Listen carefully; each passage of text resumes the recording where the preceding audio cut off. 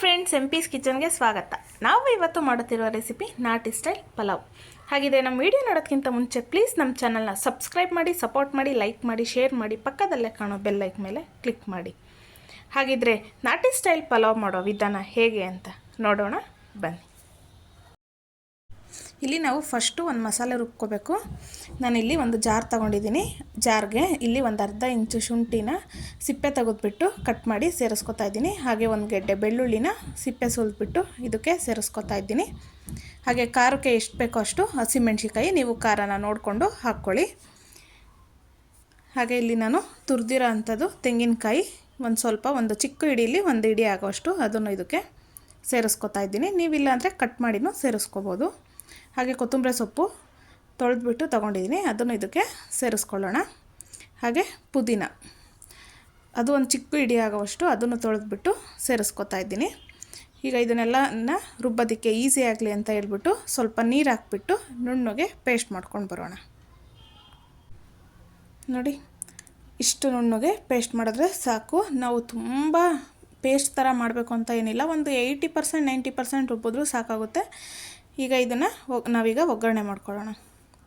ಇಲ್ಲಿ ನಾನು ಒಂದು ಕುಕ್ಕರ್ ತೊಗೊಂಡಿದ್ದೀನಿ. ಕುಕ್ಕರು ಬಿಸಿಯಾಗಿದೆ. ಅದಕ್ಕೆ 1 ಸ್ಪೂನ್ ಆಗೋವಷ್ಟು ಬೆಣ್ಣೆನ ಸೇರಿಸ್ಕೊತಾ ಇದ್ದೀನಿ. ನಿಮಗೆ ಬೆಣ್ಣೆ ಇಷ್ಟ ಇಲ್ಲ ಅಂದರೆ ತುಪ್ಪನೂ ಸೇರಿಸ್ಕೋಬೋದು. ಬೆಣ್ಣೆ ತುಪ್ಪ ಎರಡೂ ಇಲ್ಲ ಅಂದರೆ ಅಡುಗೆ ಎಣ್ಣೆನೇ ಸೇರಿಸ್ಕೊಂಡು ಮಾಡ್ಕೋಬೋದು. ಈಗ ಅದಕ್ಕೆ ನಾನು ಒಂದು 4 ಸ್ಪೂನ್ ಆಗೋವಷ್ಟು ಅಡುಗೆ ಎಣ್ಣೆನ ಸೇರಿಸ್ಕೊತಾ ಇದ್ದೀನಿ. ಈಗ ಬೆಣ್ಣೆ ಮತ್ತು ಎಣ್ಣೆ ಬಿಸಿಯಾಗಿದೆ. ಅದಕ್ಕೆ ಸಾಸಿವೆ ಮತ್ತು ಸೋಂಪು ಕಾಳನ್ನ ಸೇರಿಸ್ಕೊತಾ ಇದ್ದೀನಿ. ನೀವು ಸೋಂಪು ಕಾಳು ಇಲ್ಲ ಅಂದರೆ ನೀವು ಅದಕ್ಕೆ ಅದ್ರ ಬದಲಿಗೆ ಜೀರಿಗೆನೂ ಸೇರಿಸ್ಕೋಬೋದು. ಹಾಗೆ ಇದಕ್ಕೆ 2 ಪಲಾವ್ ಎಲೆನ ಸೇರಿಸ್ಕೊತಾ ಇದ್ದೀನಿ. ಹಾಗೆ ಸ್ಪೈಸಸ್ಸು 1 ಇಂಚು ಚಕ್ಕೆ, 1 ಸ್ಟಾರ್ ಹೂವು, 2 ಲವಂಗ, ಕಲ್ಲುವ, ಹಾಗೆ ಜಾಪತ್ರೆನ ಸೇರಿಸ್ಕೊತಾ ಇದ್ದೀನಿ. ನಿಮ್ಮ ಮನೇಲಿ ಯಾವುದಿದೆಯೋ ಅದನ್ನು ಸೇರಿಸ್ಕೊಳ್ಳಿ. ಈಗ ಇದನ್ನು ಸ್ವಲ್ಪ ಫ್ರೈ ಮಾಡ್ಕೊಳ್ಳೋಣ. ನಾವೀಗ ಈ ಸ್ಪೈಸಸ್ನೆಲ್ಲ ಸ್ವಲ್ಪ ಲೋ ಫ್ಲೇಮಲ್ಲೇ ನಾವು ಫ್ರೈ ಮಾಡ್ಕೋಬೇಕಾಗುತ್ತೆ, ಹೈ ಫ್ಲೇಮಲ್ಲಿ ಇಡಬಾರ್ದು. ಈಗ ಇದು ಫ್ರೈ ಆಗಿದೆ. ಇದಕ್ಕೆ ನಾನು ಒಂದು ದಪ್ಪ ಸೈಜ್ ಈರುಳ್ಳಿನ ಕಟ್ ಮಾಡಿ ಸೇರಿಸ್ಕೊತಾ ಇದ್ದೀನಿ. ಹಾಗೆ ಇದಕ್ಕೆ 1 ಕಡ್ಡಿ ಕರಿಬೇವನ್ನ ಬಿಡಿಸ್ಬಿಟ್ಟು ಸೇರಿಸ್ಕೊತಾ ಇದ್ದೀನಿ. ಈಗ ಇದನ್ನು ಸ್ವಲ್ಪ ಹಸಿ ವಾಸನೆ ಹೋಗೋವರೆಗೂ ಫ್ರೈ ಮಾಡ್ಕೊಳ್ಳೋಣ. ನಾವು ತುಂಬ ಥರ ಪಲಾವ್ ಮಾಡಿರ್ತೀವಿ, ಆದರೆ ಒಂದು ಸರ್ತಿ ಈ ಥರ ನಾಟಿ ಸ್ಟೈಲ್ ಪಲಾವ್ನ ಮಾಡಿ ಮನೇಲಿ ಎಲ್ಲರೂ ಇಷ್ಟಪಡ್ತಾರೆ. ಈಗ ಇದು ಚೆನ್ನಾಗಿ ಫ್ರೈ ಆಗಿದೆ, ಸ್ವಲ್ಪ ಹಸಿ ವಾಸನೆ ಹೋಗಿದೆ. ಈಗ ನಾವು ಇದಕ್ಕೆ ರುಬ್ಬಿರೋ ಅಂಥ ಮಸಾಲೆನ ಸೇರಿಸ್ಕೊಳ್ಳೋಣ. ನಾವು ಹಸಿ ಮಸಾಲೆನೇ ರುಬ್ಬಿರೋದ್ರಿಂದ ಸ್ವಲ್ಪ ಆಯಿಲಲ್ಲಿ ಚೆನ್ನಾಗಿ ಫ್ರೈ ಮಾಡ್ಕೋಬೇಕು. ಇದಕ್ಕೆ ನೀರೇನು ಸೇರಿಸ್ಬಾರ್ದು.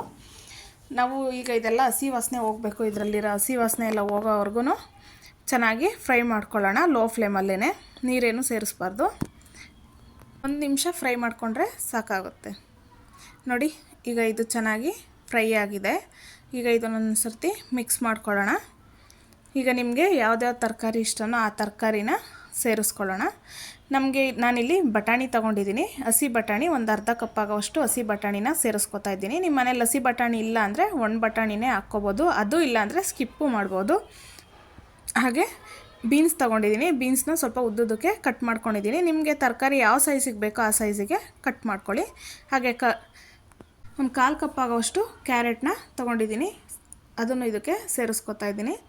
ಹಾಗೆ ನಾನಿಲ್ಲಿ ಹೂಕೋಸು ತೊಗೊಂಡಿದ್ದೀನಿ, ಅದನ್ನು ಬಿಸಿನೀರಲ್ಲಿ ತೊಳೆದು ಸೇರಿಸ್ಕೊತಾ ಇದ್ದೀನಿ.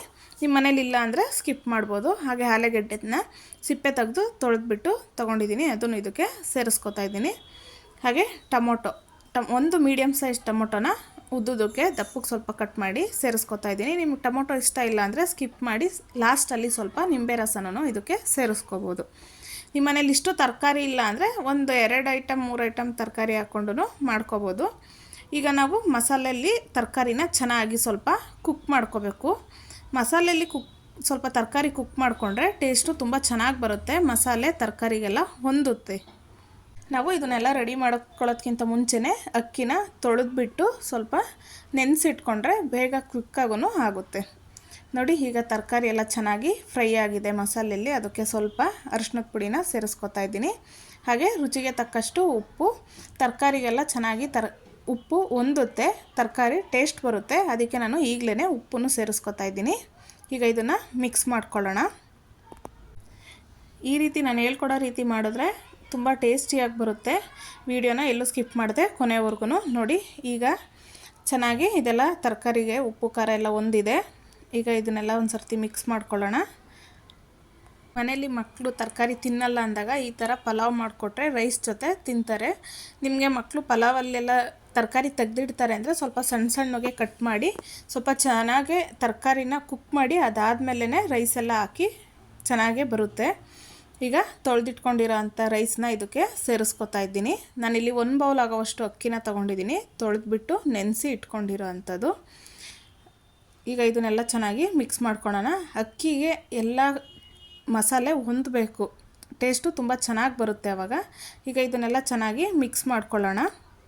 ನೀವು ಇದೇ ಥರ ಪಲಾವ್ನ ನೀವು ಬಾಸುಮತಿ ಅಕ್ಕಿಲೂ ಮಾಡ್ಕೋಬೋದು, ಇಲ್ಲಾಂದರೆ ಈ ಥರ ಸೋನಾ ರೈಸಲ್ಲೂ ಮಾಡ್ಕೋಬೋದು, ಟೇಸ್ಟು ಚೆನ್ನಾಗೇ ಇರುತ್ತೆ. ಹಾಗೆ ನೀವು ಪಲಾವ್ ಮಾಡಬೇಕಾದ್ರೆ ಎಲ್ಲ ತರಕಾರಿನ ಸಮನಾಗಿ ಹಾಕ್ಕೋಬೇಕು. ಅಕ್ಕಿ ಎಷ್ಟು ತೊಗೊಂಡಿರ್ತೀವೋ ಅಷ್ಟೇ ತರಕಾರಿ ಹಾಕಿದ್ರೆ ಚೆನ್ನಾಗಿರುತ್ತೆ, ಹೆಲ್ತಿಯಾಗೂ ಇರುತ್ತೆ. ವೆಯ್ಟ್ ಲಾಸ್ ಮಾಡೋರಿಗೆಲ್ಲ ಇದು ತುಂಬ ಹೆಲ್ಪು ಆಗುತ್ತೆ. ಈಗ ಇದಕ್ಕೆ ಸ್ವಲ್ಪ ನಾವು ನೀರು ಸೇರಿಸ್ಕೊಳ್ಳೋಣ. ಈಗ ನಾನು 1 ಕಪ್ ಅಕ್ಕಿ ತೊಗೊಂಡಿದ್ದೀನಿ. ನಾನಿಲ್ಲಿ ಸ್ವಲ್ಪ ಸ್ಮೂತಾಗಿ ರೈಸ್ ಬೇಕು ಅಂತ ಹೇಳ್ಬಿಟ್ಟು 2 ಕಪ್ ಆಗೋವಷ್ಟು ನೀರನ್ನ ಸೇರಿಸ್ಕೊತಾ ಇದ್ದೀನಿ. ನಿಮಗೆ ಉದ್ದುದ್ರಾಗೆಲ್ಲ ಬೇಕು ಅಂದರೆ 1.5 ಕಪ್ ಇಲ್ಲ 1.25 ಕಪ್ ನೀರು ಹಾಕ್ಕೊಂಡ್ರೆ ಸಾಕಾಗುತ್ತೆ. ಅಕ್ಕಿ ನೆನೆಸಿರ್ತೀವಿ, ಹಾಗಾಗಿ 1.25 ಕಪ್ ನೀರು ಹಾಕ್ಕೊಂಡ್ರೆ ಸಾಕಾಗುತ್ತೆ.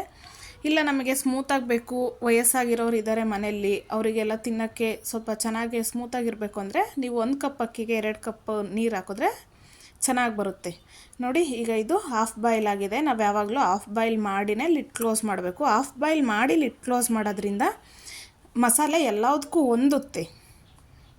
ನಾವು ಹಾಗೆ ಲಿಡ್ ಕ್ಲೋಸ್ ಮಾಡಿದ್ರೆ ಮಸಾಲೆ ಮೇಲೆ ರೈಸ್ ಎಲ್ಲ ಕೆಳಗಡೆ ಆ ಥರ ಆಗುತ್ತೆ. ಈಗ ಇದನ್ನು 1 ವಿಷಲು ಕೂಗಿಸ್ಕೊಳ್ಳೋಣ. ಈಗ ನೋಡಿ 1 ವಿಷಲ್ ಆಗಿದೆ, ಆವಿ ಎಲ್ಲ ಬಿಟ್ಟಿದೆ.